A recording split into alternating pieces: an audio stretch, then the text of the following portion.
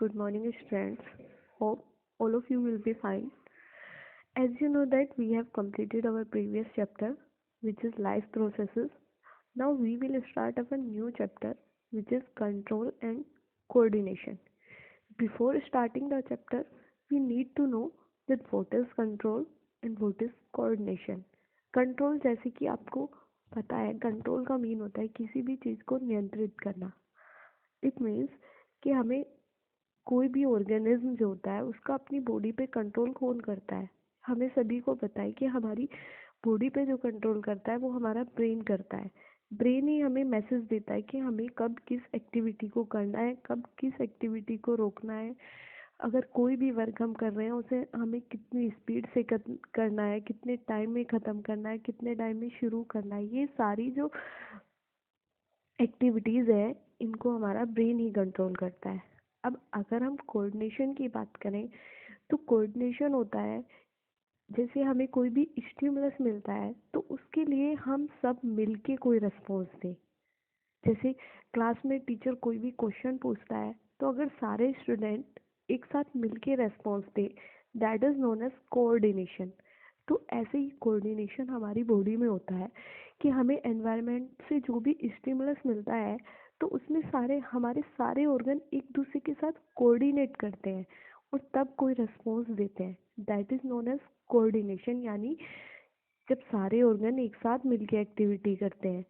अब हम कोऑर्डिनेशन में हम ये भी कह सकते हैं कि अगर हमें कोई एक टास्क दिया जाता है, mean to say that is our stimulus, और उसमें हमें ग्रुप्स में डिवाइड किया जाता है कि हमें उस टास्क को फुलफिल करना है. तो उसमें सारे लोग अपने एफर्ट्स डालते हैं एक दूसरे के साथ कोऑर्डिनेट करते हुए, तब वो उस स्टिमुलस के लिए रेस्पॉन्स देते हैं यानी उस टास्क को कंप्लीट करते हैं. This is coordination. होप आप समझ गए होंगे. Now we will start animal nervous system. इस चैप्टर में हम पढ़ेंगे नर्वस सिस्टम के बारे में, एनिमल्स के नर्वस सिस्टम के बारे में, ह्यूमन ब्रेन के बारे में. दूसरा हम पढ़ेंगे कि प्लांट्स में कोऑर्डिनेशन किस तरह से होता है, एनिमल्स में कोऑर्डिनेशन किस तरह से होता है. ये सारी चीज़ें हम इस चैप्टर के थ्रू डिस्कस करेंगे. Now we will talk about animal nervous system.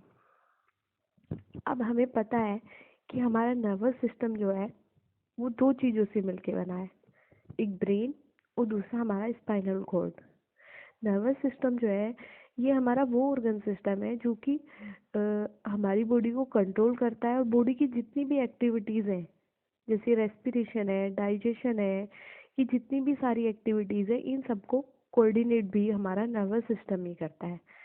अब नर्वस सिस्टम ब्रेन का और स्पाइनल कॉर्ड का बना होता है और इसके साथ साथ हमारी बॉडी में एक बहुत बड़ा नेटवर्क होता है नर्व सेल्स का, जिनको हम न्यूरॉन्स या फिर नर्व सेल्स भी कहते हैं. इनका एक बहुत बड़ा नेटवर्क हमारी बॉडी में होता है.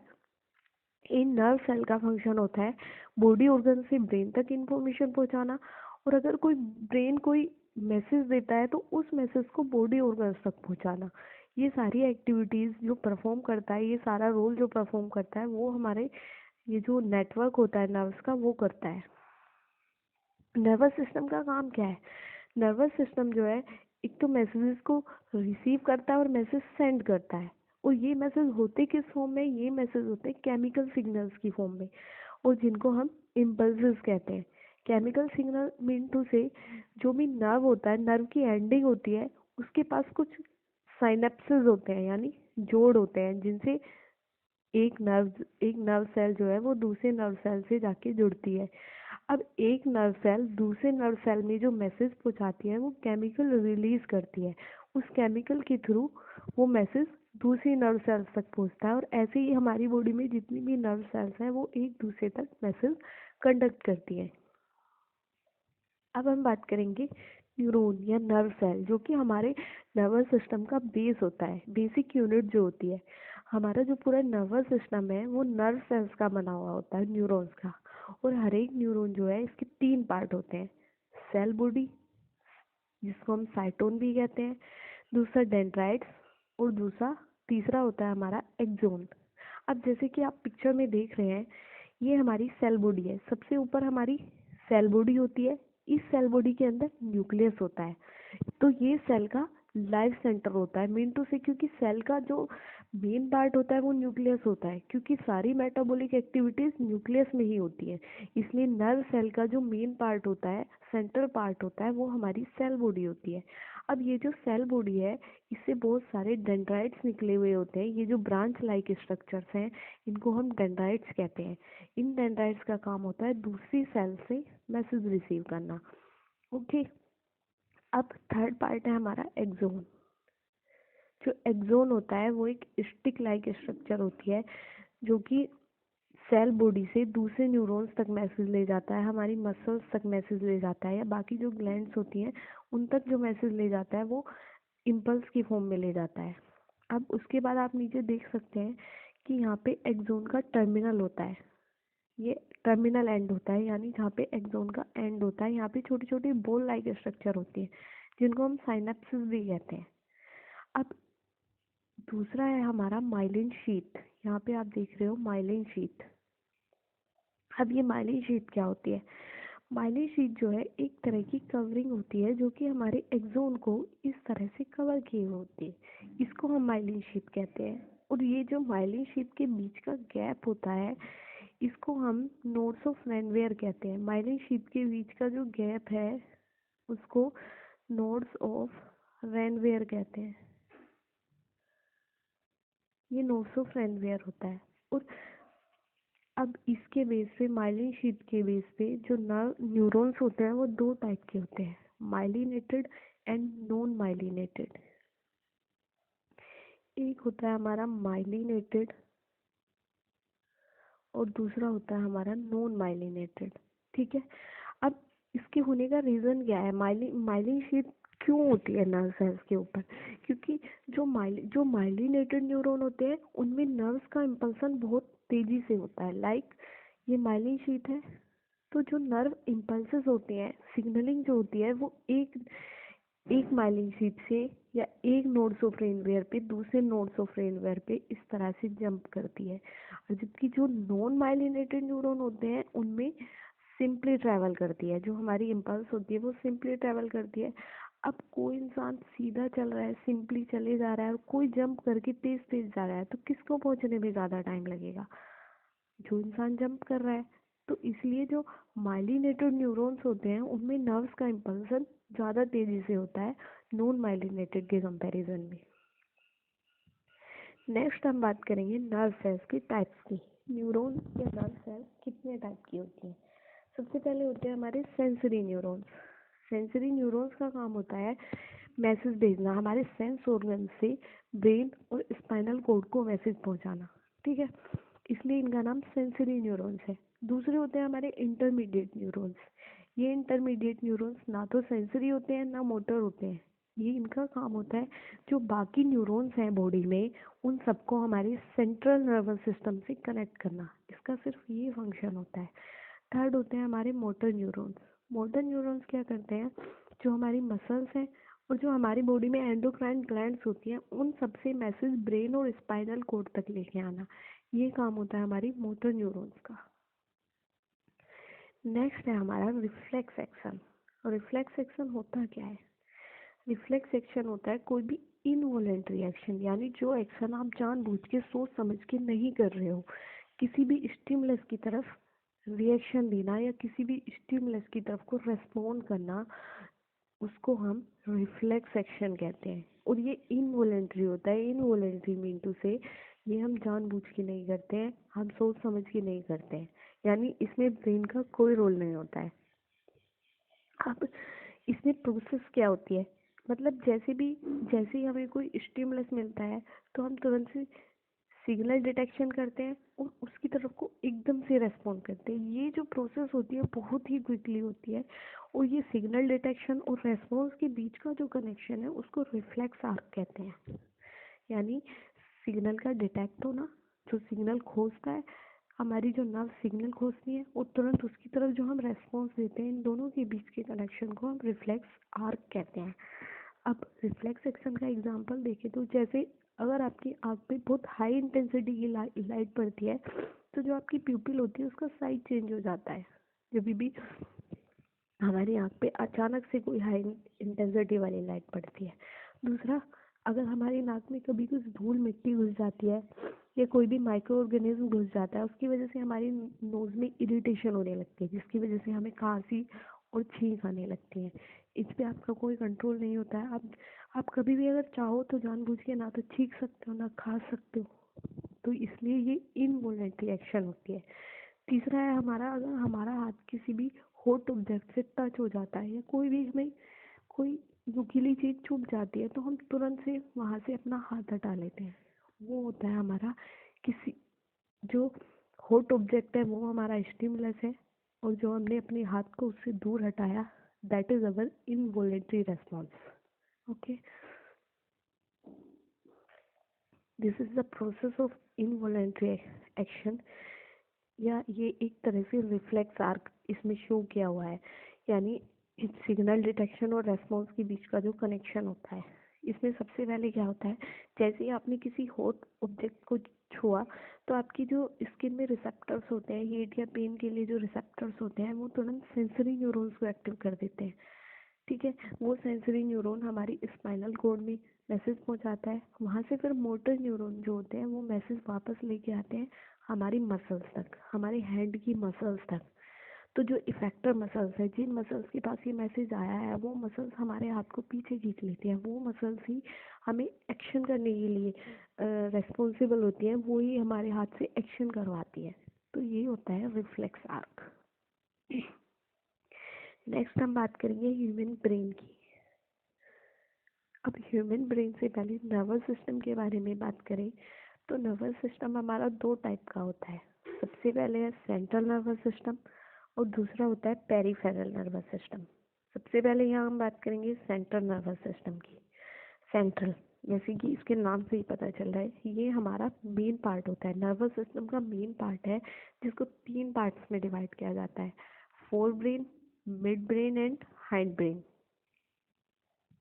अगर हम फोर ब्रेन की बात करें तो इसके मेनली दो पार्ट्स होते हैं। सबसे पहला है सेरिब्रम, फिर होता है डायनसेफ्लोन। सेरिब्रम जो है ये ब्रेन का मेन पार्ट है, यानी ये ब्रेन का 80% पार्ट बनाता है। और ये जो सेरिब्रम जो रेस्पॉन्सिबल होता है, ये मेनली रेस्पॉन्सिबल होता है हमारा मेमोरी के लिए और इंटेलिजेंस के लिए। और दूसरा, इसमें कुछ हमारे सेंसरी सेंटर्स भी होते हैं जो कि हियरिंग और थिंकिंग के लिए रेस्पॉन्सिबल है। दूसरा पार्ट होता है हमारा डायनसेफ्लोन। डायनसेफ्लोन का काम होता है कि इसमें कुछ सीट्स होती हैं, यानी कुछ सेंटर्स होते हैं जो कि प्रेशर, जब भी आप प्रेशर और पेन फील करते हो, तो उससे जो हमारे ब्रेन पे प्रेशर पड़ता है या ब्रेन पे जो इफेक्ट पड़ता है, उसके सेंटर्स जो प्रेजेंट होते हैं वो डायनसेफ्लोन में प्रेजेंट होते हैं। नेक्स्ट है हमारा मिड ब्रेन। मिड ब्रेन हमारा कंट्रोल करता है हमारी हियरिंग को, ये हमारी हियरिंग के लिए रेस्पॉन्सिबल होता है, और ये ब्रेन का बहुत छोटा सा पार्ट होता है। और दूसरा, जो कि रिफ्लेक्सेस मूवमेंट होती है हमारे हेड और नेक की, उनके लिए भी यही रेस्पॉन्सिबल होता है। लाइट या साउंड के लिए अब जैसे आपको जिधर से भी आवाज़ आ रही होती है, आप उधर की तरफ को अपनी नेक को मूव करते हो, अपने हेड को नेक को उधर की तरफ ही मूव करते हो। तो ये सारे जो एक्शंस होते हैं, इनके लिए मिड ब्रेन रेस्पॉन्सिबल होता है। थर्ड है हमारा हैंड ब्रेन। हैंड ब्रेन के मेनली तीन पार्ट होते हैं: cerebellum, pons and medulla. Cerebellum की बात करें तो ये जो है सेरिब्रम की तरह है। जैसे सेरिब्रम हमारा लार्जेस्ट पार्ट है ब्रेन का, ऐसे ही सेरिबेलम जो है ये सेकंड लार्जेस्ट पार्ट होता है ब्रेन का। और ये जो मेनली रेस्पॉन्सिबल है, ये रेस्पॉन्सिबल है हमारी बॉडी को बैलेंस करने के लिए। जब हम चलते हुए, उठते हुए, बैठते हुए, कोई भी काम करते हुए, हम अपनी बॉडी का जो पोस्चर मेंटेन करते हैं, उसकी मेंटेनिंग में जो ये हेल्प करता है, वो सेरिबेलम हेल्प करता है। अगर कभी कभी सेरिबेलम में कुछ डिसफंक्शनिंग हो जाती है, तो उसकी वजह से हमारी बॉडी का बैलेंस खराब हो जाता है, हम चल फिर नहीं पाते हैं ठीक से। नेक्स्ट है इसका पार्ट पोन्स।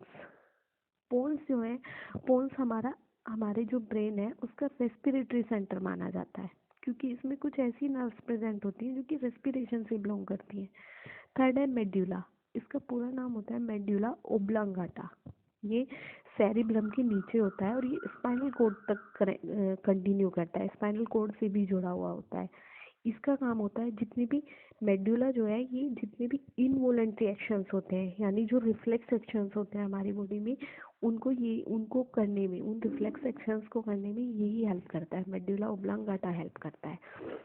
रिफ्लेक्स एक्शन जैसे कि हमारा जो हम फूड खाते हैं उसमें हेल्प करना, छींकने में, वॉमिटिंग में, खांसने में, इन सब में हेल्प करता है। और एक पेरिस्टाल्टिक मूवमेंट, हमने डाइजेशन में पढ़ा था कि जब माउथ से फूड स्टमक में जाता है तो जो हमारा फूड पाइप है उसमें कुछ पेरिस्टाल्टिक मूवमेंट्स होती हैं, तो उन सब मूवमेंट्स को जो कंट्रोल करता है वो हमारा मेडुला ओब्लांगाटा करता है।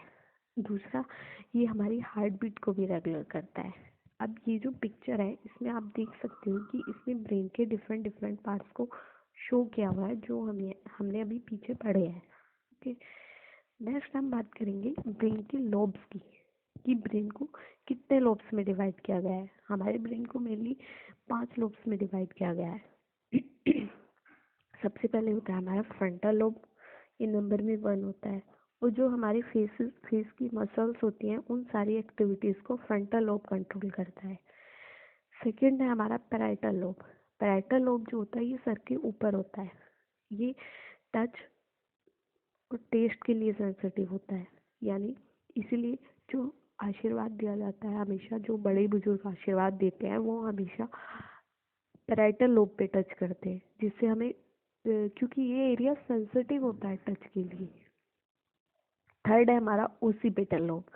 ओसीपिटल लोब विजन के लिए, यानी जो चीज़ें आप देख सकते हो, हमारी जो आई साइट होती है उसके लिए रेस्पॉन्सिबल होता है, और ये पीछे की तरफ होता है। इसलिए अगर सर में पीछे की तरफ चोट लग जाती है तो कभी कभी उससे विजन लॉस हो जाता है, मतलब आंखों की रोशनी चली जाती है। फिर आता है हमारा ओल्फैक्टरी लोब। ओल्फैक्टरी लोब जो है ये मेनली मिड ब्रेन का पार्ट, सॉरी, ये मेनली फोर ब्रेन का पार्ट होता है। जैसे हमने पीछे पढ़ा सेरिबेलम के साथ, ये फोर ब्रेन, सेरिबेलम के साथ ये फोर ब्रेन का पार्ट होता है।